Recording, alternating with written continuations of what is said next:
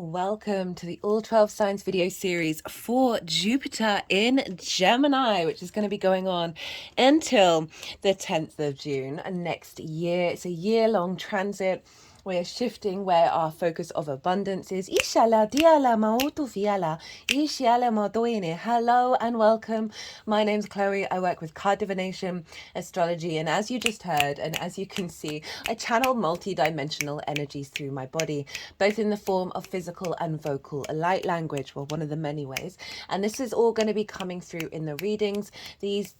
All of this light language brings healing, attunement, and activation codes to the messages that come through in the readings. So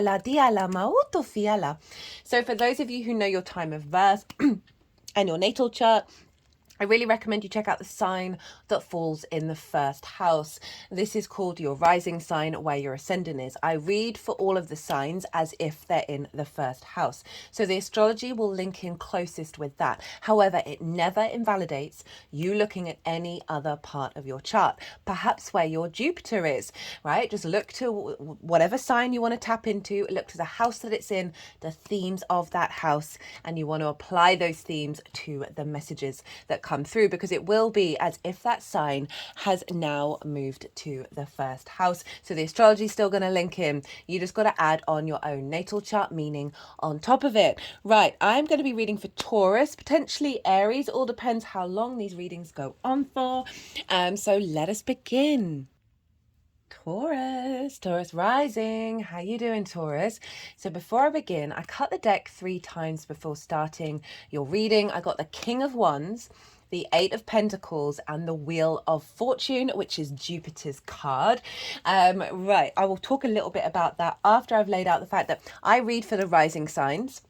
So the astrology will link into Taurus rising the closest. However, it never invalidates you looking at any other part of your chart. So look to wherever Taurus falls in your natal chart. Look to the house that it's in, the themes of that house, and you want to apply those themes as well as all the meaning you've got going on in Taurus to the messages that come through. It will be as if that Taurus energy from your natal chart has now moved to the first house. So the astrology will still link in. You just got to apply the meaning from your natal chart on top of it. Now, King of Wands, 8 of Pentacles, Wheel of Fortune. So for Taurus rising, this is happening, and therefore all of the Taurus energy in relationship to where Taurus falls in your chart, this is the second house of your resources.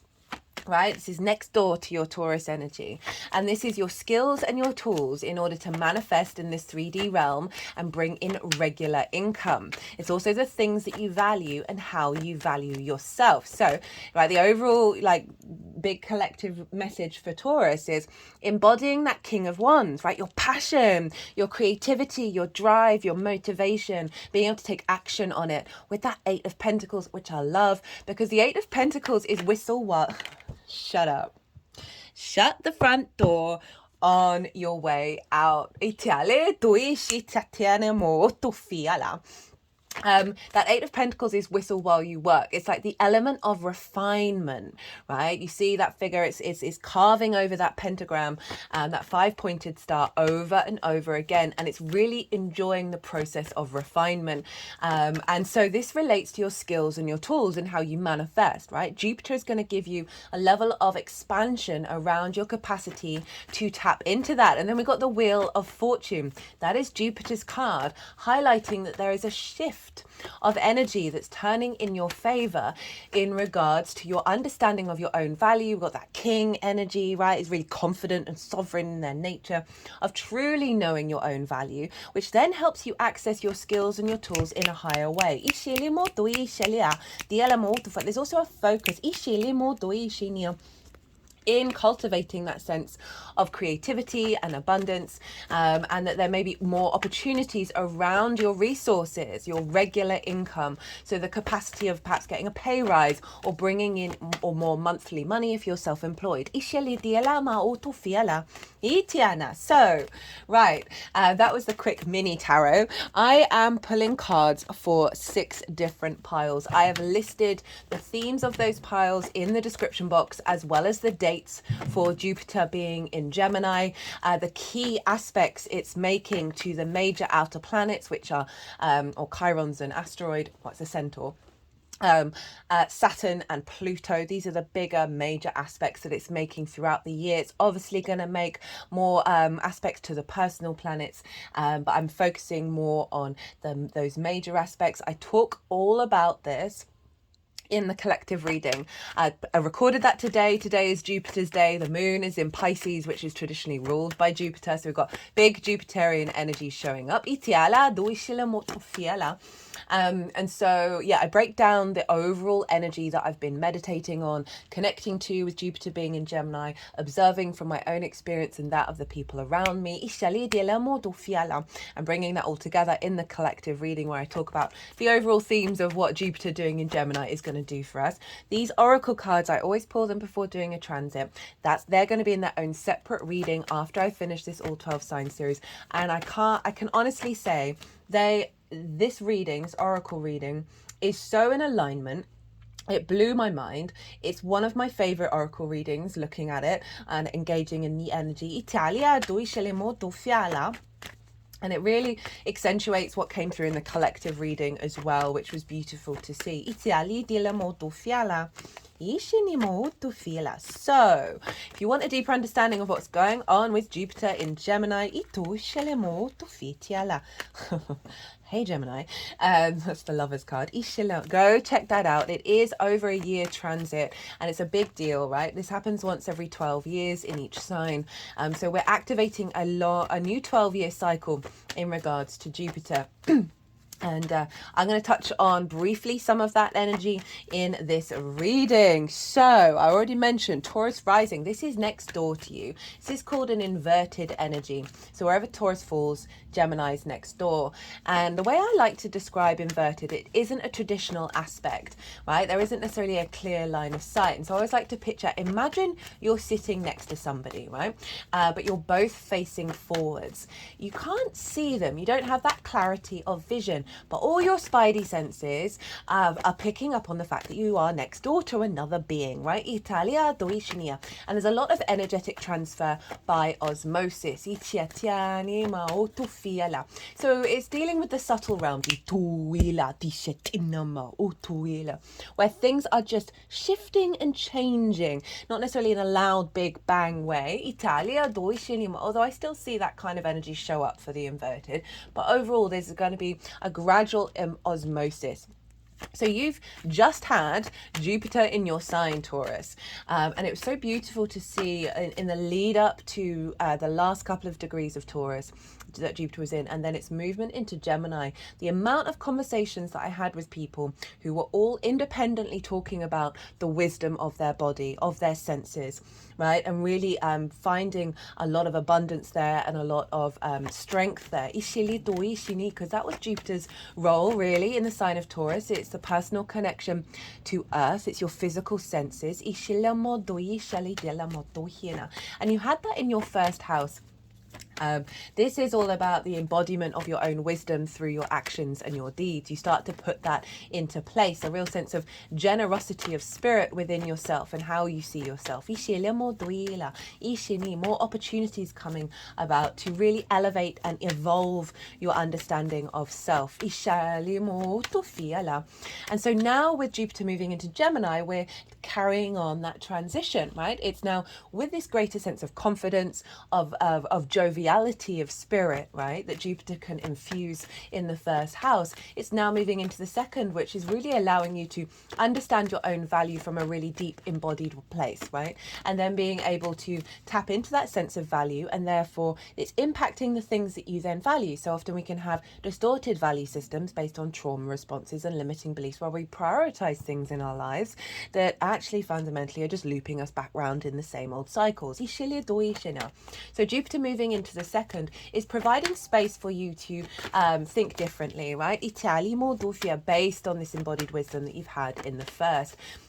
as well as expanding and elevating your understanding of your skills and your tools in how to manifest in the world. Now, Gemini, fastest moving sign in the zodiac, ruled by Mercury, the twins, there's an element of fluidity, of creativity, of curiosity.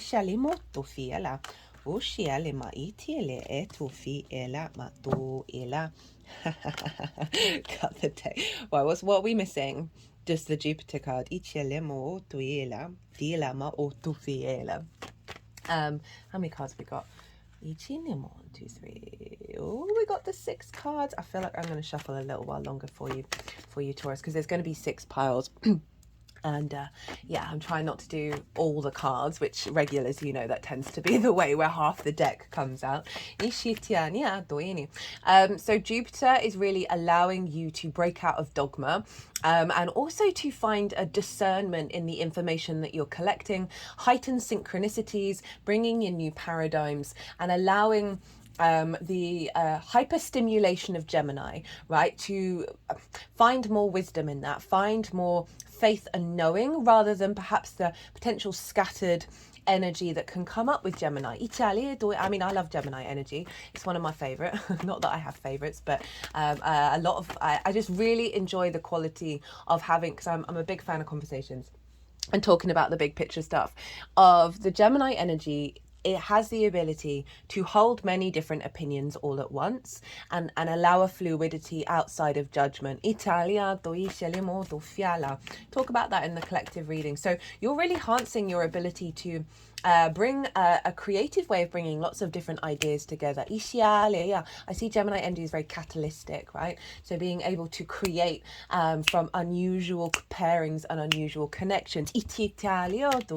So I really see an enhancement in your ability to absorb information and bring it together, right? Jupiter brings things together in order to elevate it. That is seeing a flourishment in your skills of you being able to transmute this energy. That's one of your skills, is being able to communicate different ideas. It's also linked into the neural pathways in the brain of activating a new alignment around that, which again is allowing you to break out of old paradigms. Now, Jupiter rules Pisces and Sagittarius. Traditionally, it rules Pisces. I work with the Hellenistic tradition over 2,000 years ago, and I work with Jupiter ruling Pisces. So whatever's going on with Jupiter is influencing those two signs. So you're going to see some correlation of the themes of those signs where they land in your chart. And you have Sagittarius in the 8th house. Taurus, that reminds me, did quite a phenomenal reading for you for the Sagittarius full moon. That's part of a 6-month cycle that's unfolding. You might want to go check that out, because it's going to be playing into what's being accessed here, because we're working with Gemini and Sagittarius again. That Sagittarius energy is in your 8th house. This is the house of transformation. And this is about more chunks of money and the outside world's resources. So it can be mortgages, loans, taxes, insurance, inheritance, both 3D and cosmic inheritance, as well as bonuses and commissions. It's also linked into relationship dynamics with you and anything other than yourself, right? This is time, money, things, energy, intimacy. And this can be with source, as well as the people around you, as well as with the outside world. It's anything other than you where you have an exchange. It's a very magical house as well. So Jupiter is elevating what's going on in the 8th house of healthy relationship dynamics. It could see more collaboration with the outside world, more resources coming in to help you harness your skills and your tools, working with the outside world in regards to that, as well as a heightened connection with source in regards to your understanding of your own value and the skills and tools that you have to work with. And so, yeah, it could really heighten your sort of intuition and your magical capacity in what you're bringing into your manifestation. Pisces for you, Taurus, is in your 11th house of hopes and dreams, friends, groups and alliances, and reaping the benefits from your 10th house, which is your life purpose, career, visibility, reputation. And so Jupiter's influencing over in Pisces, right? And so there's a real sense of your through the expansion of self and your own value, a heightening connection and depth of learning and refinement of your skills and tools. I feel like a confidence is going to come about of where this is going to be, you're going to be able to connect to groups, bigger groups of people in regards to what it is that you bring to the table.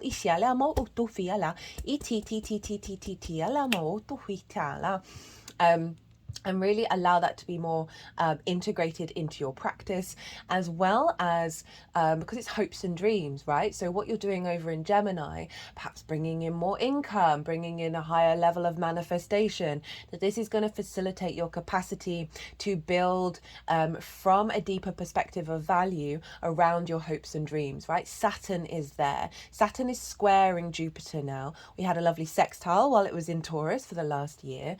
Again, I talk about these in the collective reading. A square builds. It can bring about conflict. Be mindful of any groups, right, and the opinions of groups or your interaction with groups that may highlight places where you aren't confident in your own value and skills.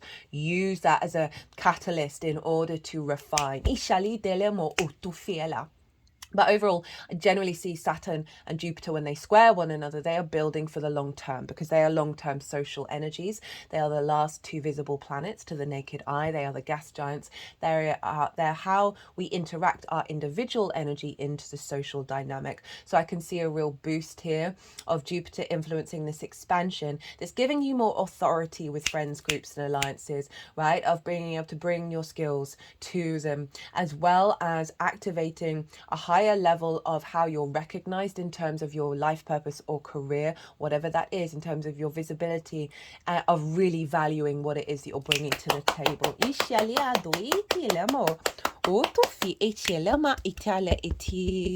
So I'd really focus on, over the next year,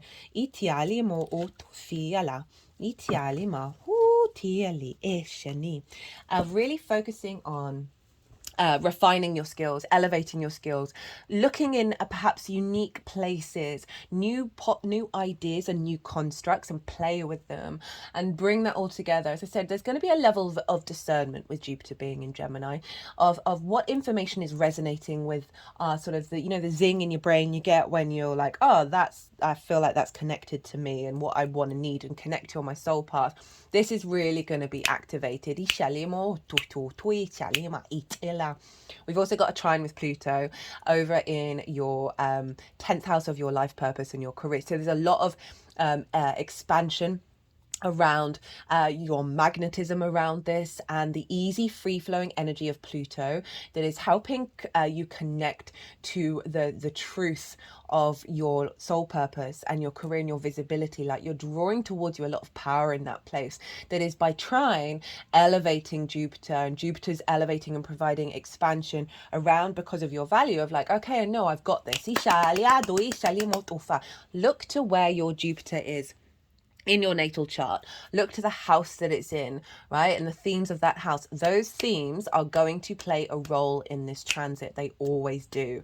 As well as what aspects Jupiter is making from your natal chart to other planets, because by default, the energy from what Jupiter's doing in the transit is influencing and activating the Jupiter in your chart, which is then strengthening the energy that Jupiter is then sharing with other parts of your chart by aspect. Right, so there are 6 piles, right? And how many cards have we got? I think we've got, well, I can't count. We've got 8 cards.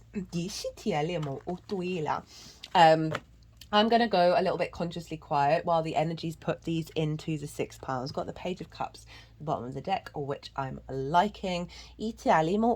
Iti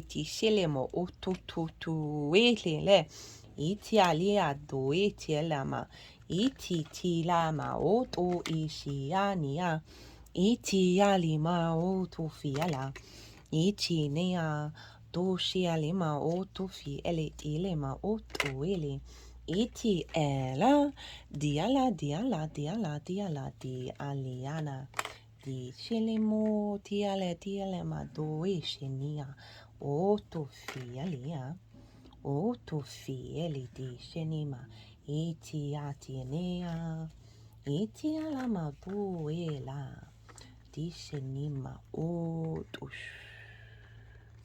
Diala, diala, diala.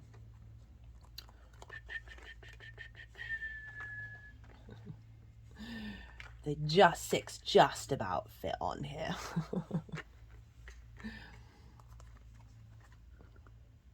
Just have the song more, more, more. How do you like it? How do you like it? Pop into my head. Okay, we've got the Page of Cups as well, wanting to say hello. So, first pile is the overall theme. First card out, first card I cut the deck with. Is that zooming in and out? No, we're good. It's the King of Wands. The overall theme is, as I said, you really embodying this sense of passion, the sense of creativity, right? This get up and go as well. Of all the kings, the King of Wands is like ready to move, right? He's about to leap out of the chair. It's gone through quite a powerful transformation where it's now allowing itself to continually evolve and not get bogged down by old paradigms and old structures. Fire and the esoteric, they were just doing some stuff around the throat chakra, which is not surprising because Mercury rules Gemini. That reminds me. So no longer is Venus ruling Jupiter, but Mercury. So the Mercury transits are going to be going quite fast over the next year, except when Mercury's retrograde. So this means a total integration of the Jupiter energy in your second house, which is wonderful, right? So every time Mercury changes sign, the energy of what's going on with Jupiter is going to shift to the themes of the house that falls in. At the moment, Mercury's still in Taurus. It's going to move into Gemini, so we're going to get a real boost of of that energy, especially with that Gemini new moon. Great time to set intentions around all of this. I will be doing the Mercury retrograde transits. That's going to be in Leo and Sagittarius, so that's going to bring a different energy in as well. Italia doi cinema. Anyway, back to the King of Wands. So this is the overall theme of your empowerment, of your sovereignty, a level of maturity in the actions that you take, your power to create in the world. As I was saying, fire is very, in the esoteric tradition, is connected to source, is connected to spirit. So really harnessing, think about Sagittarius over in the 8th house of your relationship dynamic with source, right? Which is opposite Gemini, of really heightening your connection with that. However that shows up for you, it's going to be different for absolutely everybody. Of really being more in a feedback loop of creation energy with source. And also the King of Wands isn't doubting their value, isn't doubting their worth. And I love the active side of it, of what's coming through with this Jupiter transit is going to give you more energy to, one, take action, refine those skills, but also to move and travel and engage with the world in a more active way. And a real confidence. So what do we have next? What's being activated? Queen of Pentacles and the Gemini card, the Lovers. Love this. So this is I love this queen, and she was winking at me when I was shuffling, and I was like, hey babe, but didn't take her out. And then when I cut the deck, there she was again. The Queen of Pentacles, great card to show up for the second house, because this is the earthly realm that she is able to cultivate abundance, right? Queens nourish, they nurture, they bring depth and nuance and strategy. So you've got this activation of the Queen of Pentacles with this transit, of you really being able to nurture and nourish your skills and your tools.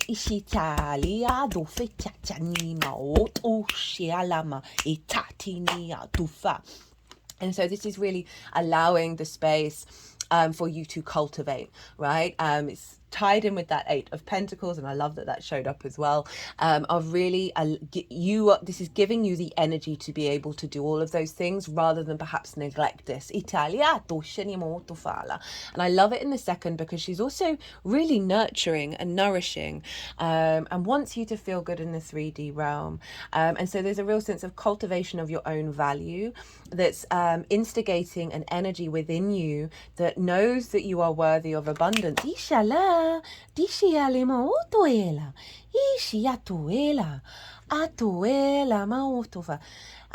love the fertility of this energy. And with the Lovers, with the Gemini card, right? So on a very simple level, this is activating the capacity to really tend to your skills and your tools, right? To tend to finding balance and harmony with the Gemini energy in your chart, right? We've got the masculine, feminine, and spirit. Now the Lovers card, it can be about you falling in love with your skills and your tools and yourself. Oh, they like this one. As well as this is all about choice, right? This integrated energy of the masculine and feminine spirit is within all of us. It's not gender specific. That then allows us to make confident choices when we're at crossroads in our life, right? Okay, what do I want to prioritize? How do I want to refine this? Of like really being in the capacity, the attunement of doing what serves you. Just going to shuffle. I'm picking 2 oracle cards as well. One of them is the Chilima. One of them is the 4 Agreements oracle deck. All the decks are in the description box as well, which was given to me by a Gemini rising. And this one is the Shaman's Dream. I was very sort of mindful with the decks that I picked, especially for the oracle reading. That I picked some sacred geometry because of the trine with Pluto, the healing waters because of the square with Saturn, and the shaman's dream because I really feel like that's tapping into the wisdom of Jupiter, of really being able to expand in our understanding of our environment beyond the rational, right? That sort of faith, that knowing, Italy, that there's a lot more going on than we give credit or in awareness, and we don't necessarily have to be in awareness. And I feel like this deck really helps us tap into those things that might be hidden behind the scenes. Italia, oh,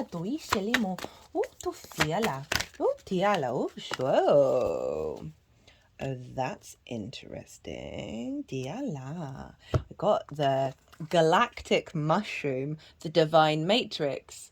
One of these oracle cards is the divine matrix. You might want to come back and check out that oracle reading, which should come out probably by next week. Depends how quickly I get through all of these readings. Okay, so the tool. Hello, babe. The High Priestess. Right, this is the Moon's card. This is sort of, I'm really liking this. This is about your intuition. This is essentially your higher self manifesting. Our higher selves are constantly drawing towards us tools and situations and environments that serve our soul's evolution. Now, there's pomegranates and palm leaves behind her that represent fertility and abundance. And she is through the wisdom of polarity. We've got the 2 pillars here. Think of the twins, right? And the symbol. There's 2 cards already on with the oracle deck that have 2 pillars in them, and there's a real strong message with Jupiter of bringing that energy together, bringing that polarity together rather than be in duality. It's not about denying that there are differences, that there are opposites, but harnessing that energy. So here we have those 2 pillars of the material and the spiritual world in union, right? The moon represents our intuition, our nourishment, our needs, and whether they're being met or not. It's our emotional body. And this coming up is saying your tool is to really cultivate and allow a sense of faith and knowing within you that how this is going to unfold is drawing towards you fertility and abundance. Italia, heightening you and utilizing your intuition, however that manifests for you. It's different for everybody. Taurus rising sign, right? It is your physical senses that are like your spidey senses that let you know what you're being drawn to. But with the Gemini energy, this is more the zing in your brain when you hear something, read something, engage with something that has you in a state of curiosity. So allow your intuition to cultivate, to step more into a playful space with this Gemini energy and explore many different pathways and do little tests, right, to see what your intuition is telling you. There's no shame or blame around not necessarily being able to tap into it, but the tool that you have with you is this sense of maybe doing some meditation around focusing on the energy of what it feels like in your body, of knowing that all will be well. But overall, this is also highlighting that you're going to be able to facilitate the enhancement of your intuition during this next year. Now the challenge, we got the 5 of Swords. This is one of the most, I find this the most difficult card in the tarot, right? It kind of represents archetypal energies of our species, right? The sense of domination, right? The bully in the room. It's the 3 of Swords. Cool. Do we want that? Maybe old paradigms of us want that 3 of Swords, that heart distortion, but they're looking really happy that they've won and the others have lost, right? There's a sense of the bully and the victim. So often, 99% of the time, bullies were bullied, right? There's only, it certainly was certain like brain chemistry and formations that just genuinely comes out of a different place. And this is about perhaps the bully in the room in your head around your value, eat it and how you value yourself, right? That's just recreating a process of heartbreak and grief about, okay, why aren't things manifesting? Why, like, perhaps not being able to tap into your skills and your tools very well. This can very much be the bully in the room, as I said, and that is you, your mind in your head going, you're the worst, you're not, there is nothing of value to you. And I feel really called, that's interesting with that 9 of Wands behind it, to pick up the Page of Cups with this, that this is the challenge and this is how we can work with that, and it's tied into the High Priestess. This is very Piscean energy. I've got 2 messages coming through with this one. With this is like, find the magical, right? Break out of the old cycles, right? This figure is talking to a fish and the fish is talking back to it, right? It's tapping into the magic, the non-linear, very Piscean energy, the synchronicity, seeing the messages, connecting into communicating from a place of love. Even if you get things wrong and you're not perfect straight away with this refinement, know that that's just part of the process. Love thyself, right?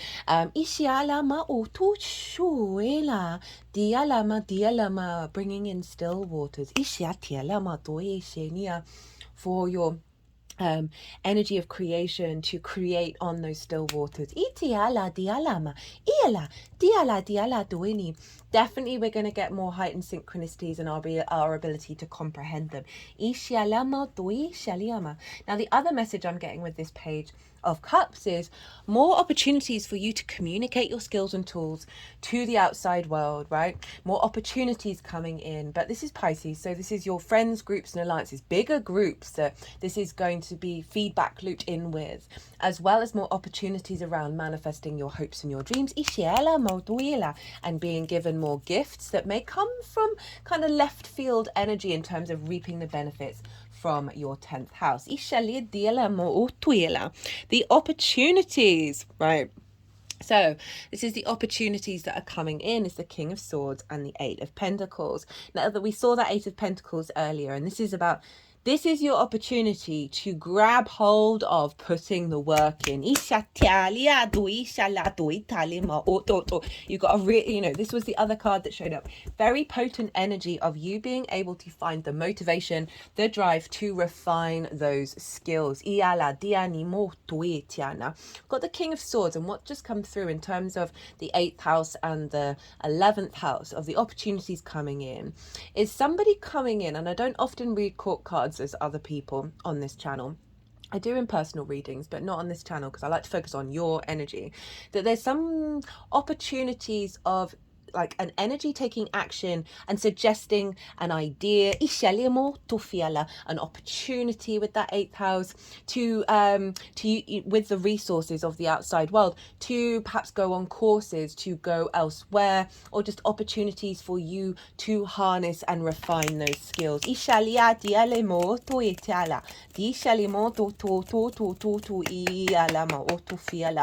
I'm also getting with this, because this is an Aquarius card and we've got Pluto over in the sign of Aquarius in your 10th house of your life purpose and your career, that there are opportunities coming in that's giving you more clarity and vision around your life purpose and your career, being seen as someone who's willing to put in the work and really skilled at what they do.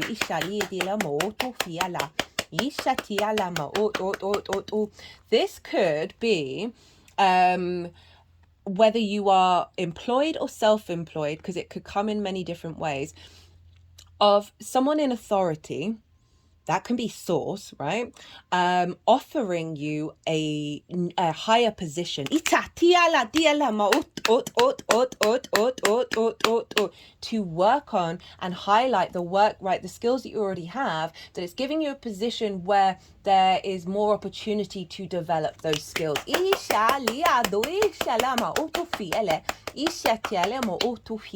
we just focus on your energy, right? The opportunity, the energy is around, it's going to be bringing in a sense of opportunities and expansion. Is you tapping, like you've got two kings showing up here. There's a real sense of sovereignty here, of you acting on inspiration, right? This is the King of Swords, gets very clear, inspired thoughts. Maybe meditate every Thursday. Thursday is Jupiter's day. Or Wednesday, which is Mercury's day, because Mercury's always influencing Gemini, of doing a little meditation to tap into the King of Wands for inspiration, and then playing with and refining with what comes through.